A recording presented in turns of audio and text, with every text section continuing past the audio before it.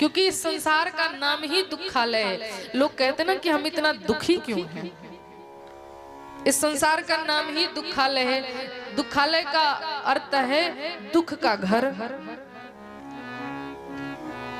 भगवान भी कहते हैं दुखालयम अशाश्वतम, इस संसार का नाम दुखालय है।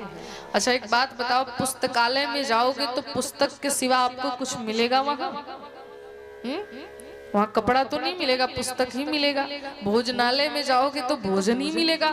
उसी प्रकार इस संसार का नाम ही दुखालय है। तो इस दुखालय में यदि सुख की कामना करते हो तो हमसे ज्यादा मूर्ख और कौन होगा बताओ। इस संसार में जिससे ज्यादा सुख की कामना है वही सबसे ज्यादा आपको दुख देगा।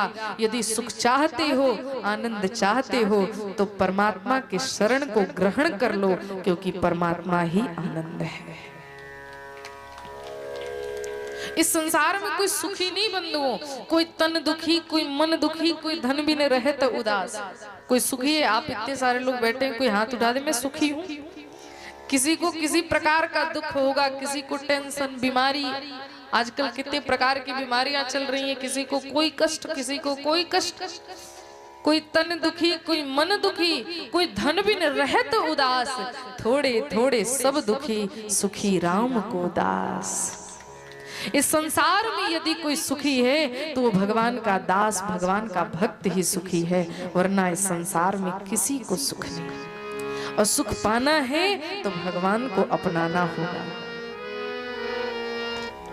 और सच मानो हम सभी भगवान के ही अंश हैं। कहा जाता है ना, ईश्वर अंश जीव अविनाशी।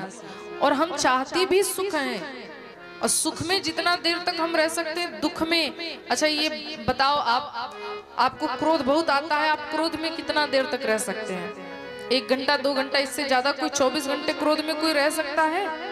लेकिन आपको कहा जाए कि आप आनंद में रहिए तो आप जीवन भर आनंद में अपना जीवन बिता सकते हैं। क्यों?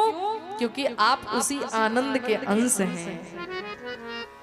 आप क्रोध में जीवन भर नहीं रह सकते, दिन भर क्रोध में नहीं रह सकते, लेकिन आनंद में दिन भर रह सकते हैं। क्योंकि हम जीवों का निज धर्म ही आनंद है। और सच पूछो, हम सब भी आनंद की ही खोज में हैं, बस मार्ग गलत चुन रखा है। सब परमात्मा की ही खोज में है। कोई चाहता है हमें दुख मिले, सब चाहते हैं सुख मिले, लेकिन मार्ग गलत ढूंढ लिया। इस संसार की तरफ अपने सुख को ढूंढना प्रारंभ कर दिया तो गलत जगह जाओगे तो दुख ही तो मिलेगा। सुख सभी चाहते हैं और सुख सिर्फ परमात्मा है। तो अपने सही मार्ग को चुनो और सुख आपको जरूर मिलेगा, क्योंकि सुख और आनंद सिर्फ परमात्मा है। हम मनुष्यों का निज धर्म भी आनंद ही है। जैसे पानी का निज धर्म क्या है? पानी का निज धर्म शीतल होना है। पानी को कितना भी चूल्हे पर रखो, गर्म कर दो, उसको खौला दो, लेकिन जैसे वो चूल्हे से उतरेगा वो पुनः धीरे धीरे ठंडा होने लग जाएगा। क्यों? क्योंकि उस पानी का निज धर्म है शीतल होना, ठंडा होना।